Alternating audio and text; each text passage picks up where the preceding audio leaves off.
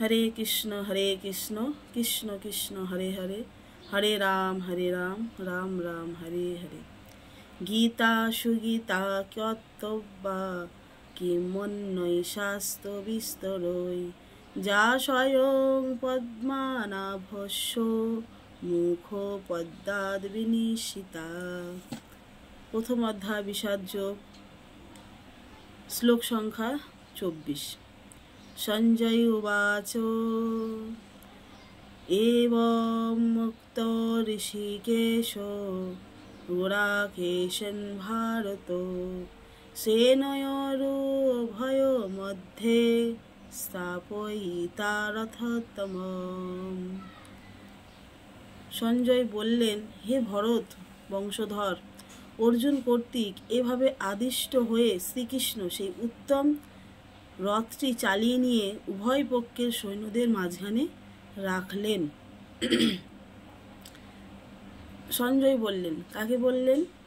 হে ভরত বংশধর অর্থাৎ ধৃতরাষ্ট্রকে বললেন যে অর্জুন কর্তৃক যে নির্দেশ পেয়েছিলেন ভগবান শ্রীকৃষ্ণ দুই পক্ষের মাঝখানে রথটিকে নিয়ে যাওয়ার জন্য, সেটি করলেন ভগবান শ্রীকৃষ্ণ। অর্জুনের আদেশ মেনে রথটিকে দুই পক্ষের মাঝখানে নিয়ে গেলেন।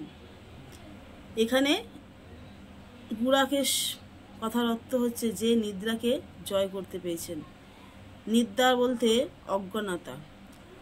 অজ্ঞানতা দূর হয়েছিল অর্জুনের, কারণ অর্জুন ছিলেন ভগবান শ্রীকৃষ্ণের শুদ্ধ ভক্ত।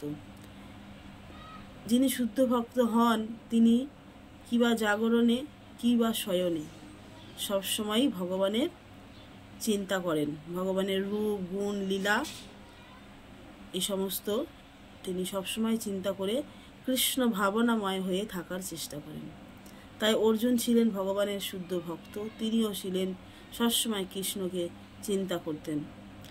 ভগবান শ্রীকৃষ্ণ হচ্ছেন ঋষিকেশ অর্থাৎ সকলের ইন্দ্রিয়ের তিনি হচ্ছেন নিয়ন্তা।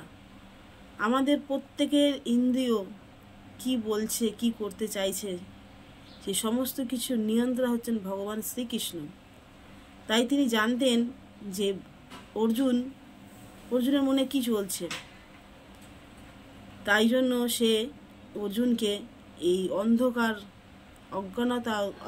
থেকে দূর করতে চেয়েছিলেন। আমি এবং আমার আত্মীয়রা।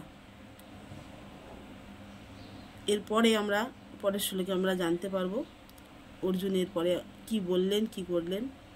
হরে কৃষ্ণ কৃষ্ণ কৃষ্ণ হরে হরে, হরে রাম রাম রাম হরে হরে।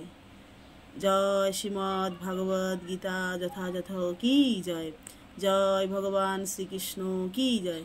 নিতাই গৌর প্রেমানন্দে হরি হরি বল।